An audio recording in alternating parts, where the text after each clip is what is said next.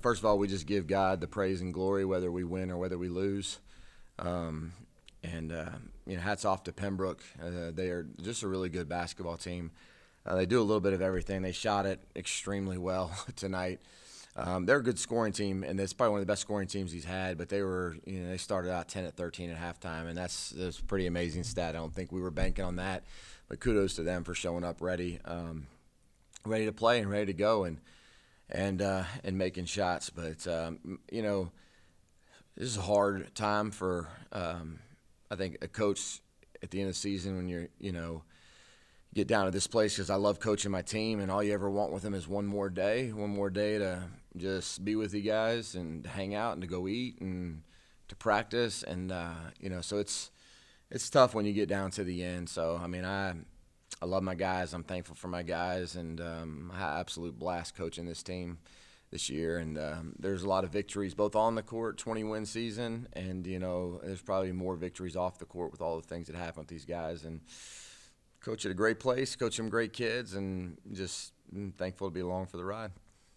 You mentioned they got hot from three, and after that point, you guys never just seemed like you couldn't get into a rhythm to make kind of a run of your own. Yeah.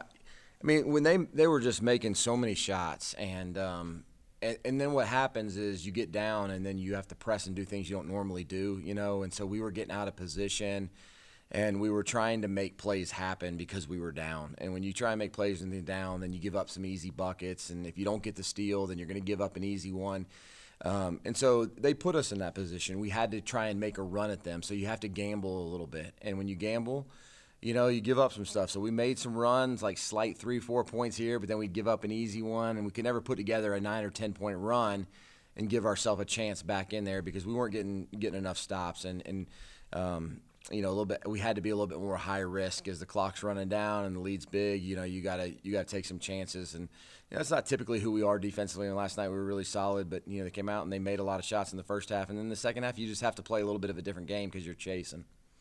What's the message to the team? The message to the team.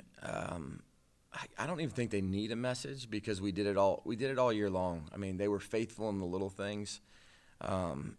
They just continued to grow as people, both on and off the court. And so I think they know the message. I think they get it, that basketball is just a great, fun game that we get to play and we get to work at, and we want to be passionate about it. But it teaches you so many life lessons. And along the way, we try never to skip the life lessons that happen every single day.